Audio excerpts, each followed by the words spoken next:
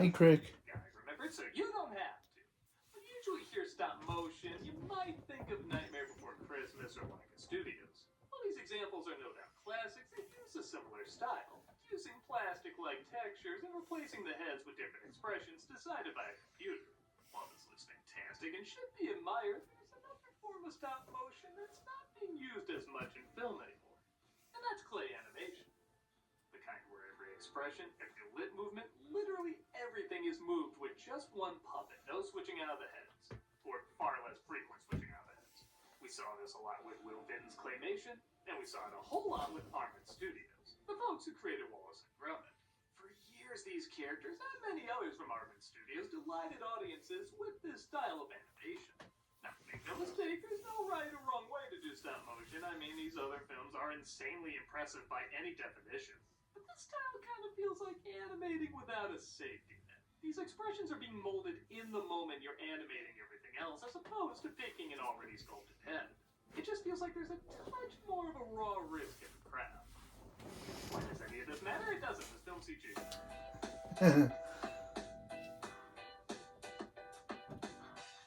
Released in 2006, Flushed Away is one of only 2 computer-animated films Armin Studios ever made. Now, All for Christmas just happened to be one of the greatest holiday movies of the past 10 years. Flushed Away is often referred to as, oh yeah, that stop-motion movie that's not stop-motion. And this was because water, which the story's environment is constantly set around, would damage the clay puppets, and the cost of using other effects to replicate the water would be so high it just made sense to go CG. Not that this mattered, because the film was a pretty big box office disappointment, splitting ties between DreamWorks and Armin. Even the reception online seems to be, it's alright, I guess. And I don't know, I think it's a little better than alright. Okay, I'm not gonna say it's like one of the great comedies, but for an idea I certainly can say I had no interest in. I mean, rats in the sewer doesn't sound that gripping. Now, rats in the kitchen, that's a masterwork. I also thought it was pretty inventive, energetic, and yeah, pretty funny. The film has found a comfortable life on home video in recent years, and I'm here to ask, does it deserve even better than that? Does it deserve more than, yeah, I'll just put it on, entertain my kids along with Minions 25? Well, we're gonna take a closer look. Let's see why going down the shitter might not be as bad as you thought. Even in England, I see what y'all eat. Let's take a look at Flushed Away. The film does open in England with a family leaving for vacation, leaving their pet Roddy, voiced by Hugh Jackman, in a room of DreamWorks and Armin. Hey, it's Wolverine. Yeah, get used to those.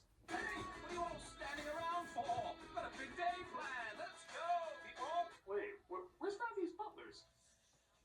You know, the little hamsters in tiny suits that did everything for him. No, not the video game. You stupid words are somehow alive. I mean, in the movie.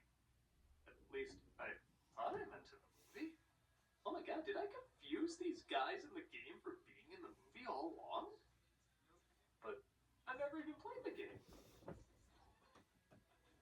Yeah, I guess you're right. Well, wait, what about the trailers? 73% of household accidents happen in one particular room. No. No.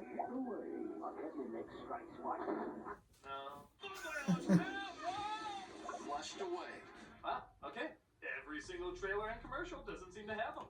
Even in the Japanese trailer, they don't show up. Wait, whose hands are those? Wait, who's that? Who is that?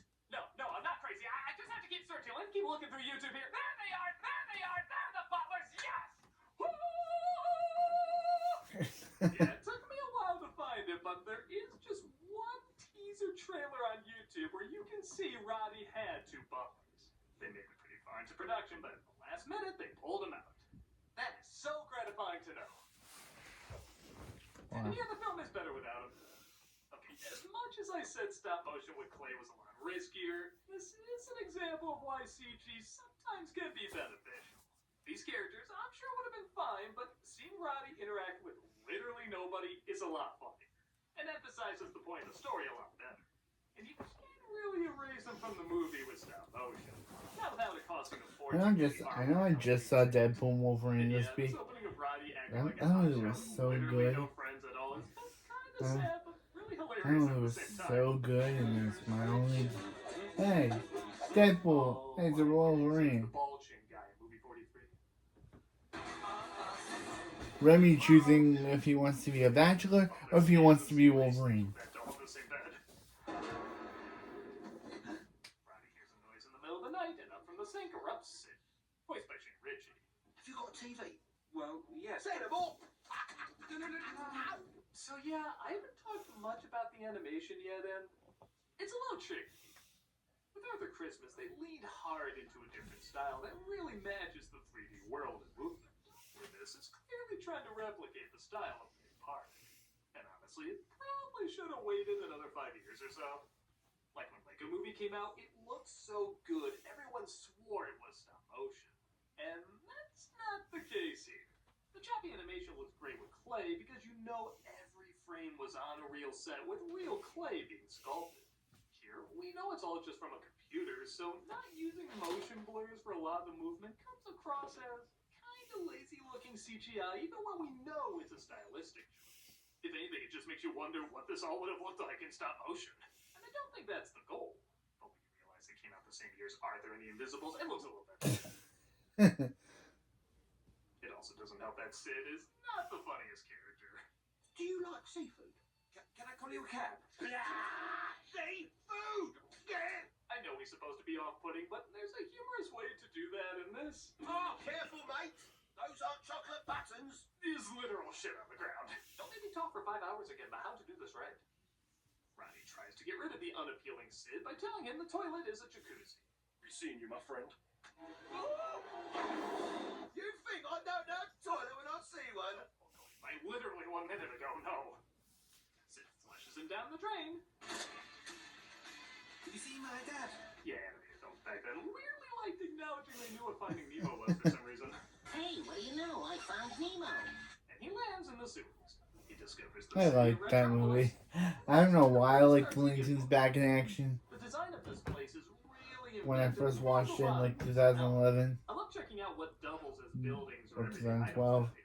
I but love it when brains make fun of I- Americans. I did like Looney Tunes back in action. It was my favorite movie. I don't think she speaks English.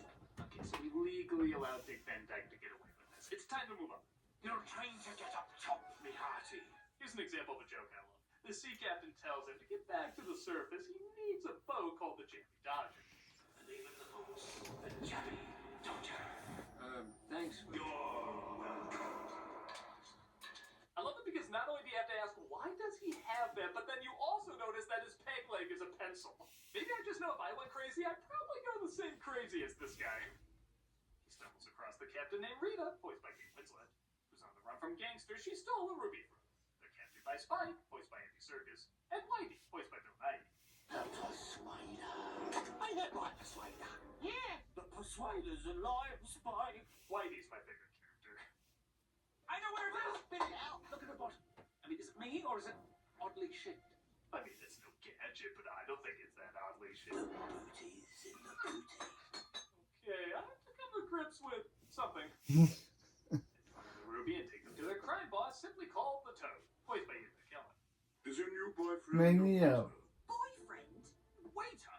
And because I know you're just waiting for me to make a Wolverine and Magneto joke, that remarkable metal doesn't run through your entire body, does it? No, I'm CG. Oh, right.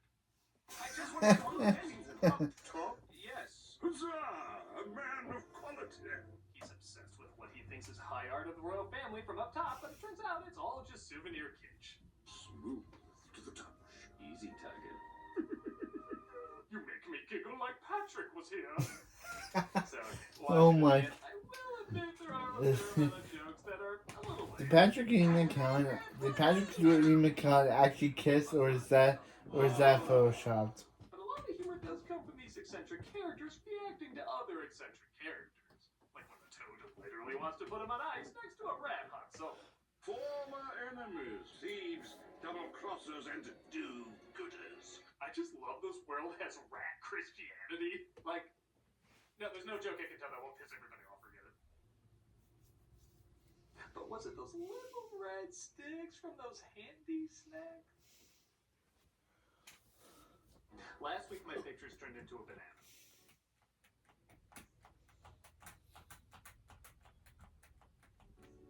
This is very rare. Oh, they all...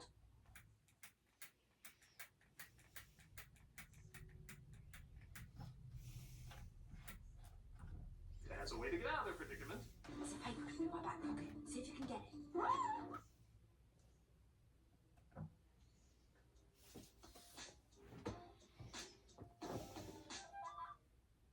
devise a way to get out of their predicament.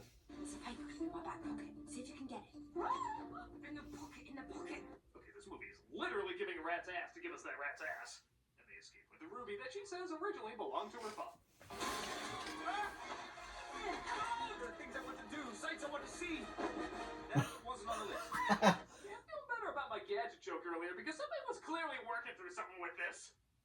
I know crotch jokes are pretty easy laughs, but not only is this one with the hammer one of the most painful I've ever seen. My balls literally just cried watching that. But then you have this topper. Come on, there's some good funny in this. Rita gets to her ship and Roddy climbs aboard and discovers the ruby isn't real. It's fake. No, it's blooming not. What's just...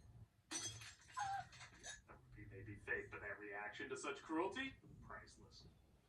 Roddy says there's a jewelry box back home, and if she gets in there, he can give her some of the jewelry. This causes her to make a stop at her home, and you wouldn't think seeing her family would be that funny, but not only is the stability of this house hilarious, the designs of all these psycho kids a riot, but they also cram a ton of jokes in a very short amount of time. I had to watch this scene 3 times before I feel like I caught on. It's an impressive couple of seconds. Who might you be, little chap? They call me Shocky. Why do they call you that? Reminds me of my childhood. They get back in the water and are chased down by Toad's henchmen.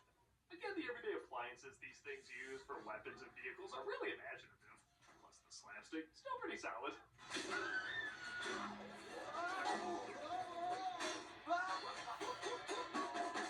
There's like 20 crotch shots in this, and I'm surprised like 18 of them are working. They escape again, so Toad sends in his cousin named Lefrog, voiced by Sean Renaud. Forgive me, my warty English cousin, but this bizarre obsession with the rats, it is not good for you. Who can look at this imagery and say, yeah, it's just doing what every animated film does? This film ain't perfect, but when it gets really crazy and weird, it kind of is. Toad goes into his backstory about how he was a pet for Prince Charles, until he was replaced with a pet rat, hence the hatred he has for the entire species. I was cruelly plunged into a whirlpool of despair. And since then, I put a curse on the royal family. I wonder how that's doing. Another good reason to cut the butlers out. It leads to both a really funny but also really sad joke where Roddy keeps saying goodnight to Rita because he just likes hearing somebody actually say goodnight back to him. Good night. Good night, Roddy. Good night.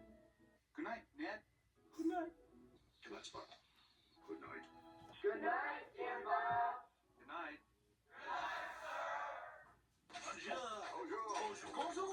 They're attacked by the French frogs, though, and okay, mimes have been done to death in animated films by this point, but tell me this doesn't breathe some new life into it. This dance of deception must end. Return what you have stolen from me. Enough dancing! I like even the Toad gets confused how the mechanics work. The king.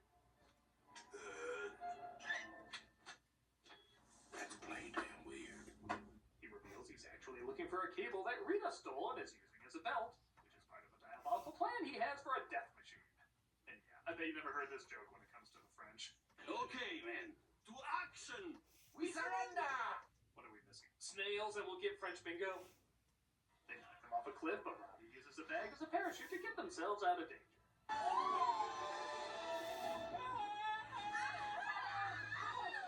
Look, I can see Simon Cowell jokes literally not aging well. You need Botox. You need a facelift. They make it to Robbie's house where he holds up his end of the deal and totally steals from his owners. Love to meet your family. He lied about having a family before, so he pretends Sid is his brother named Rupert. Oh, hello, Rita. This is, Rupert. What? And as not particularly funny as I found this character, this bit did make me laugh. We're very close, aren't we, Rupert? On with the tour, shall we? Hello, Sid. Hello, Rita. Oh, thank God, I thought at least half the third act was going to be dedicated to this.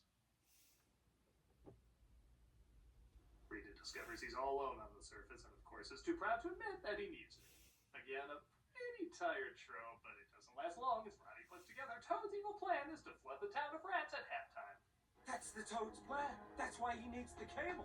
When everyone goes to the toilet, the whole city will be flushed away. That's why he was working on exploitive merchandise.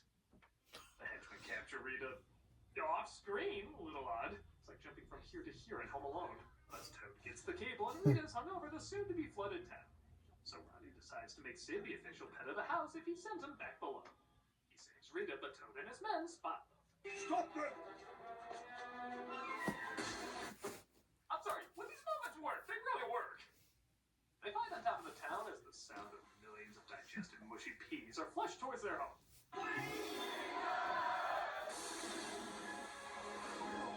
Toad's liquid nitrogen to freeze up the wave. See if they could figure it out in that Jack and McKellen movie. Why couldn't they in this one? And the day is saved. I was wondering if you do build a Jammy Dodger Mark II, you wouldn't happen to need a first mate, would you? Oh, you wouldn't be my first mate. Oh, you mean on the ship? Oh, yeah, sure. We get some more slug mugging, which, maybe there's a little too much of that in this. They get another ship and set afloat, leaving Sid in his new home. Roddy, I brought you a new friend. I said, And that was flushed away, and I don't know, I guess I have a real soft spot for it. and Sid dies, Watching but it again, I certainly do notice apparently why that cat moved. side characters like the sludge can be a little minion-esque. But when it goes weird, imaginative, and unapologetically silly, I think it's a ton of fun. There's just way too much goofy imagery and surreal zaniness to overlook. When boring or unfunny moments hit, they don't last long, and honestly, some of those moments are saved by just looking at the reactions of the characters, who are animated and performed very charmingly. I guess if somebody sees this film as just passable, I can see that, as it's not all laugh-out-loud funny. But the many moments that are, make this trip down the crapper a surprisingly fun one. I'm a nostalgia critic. I remember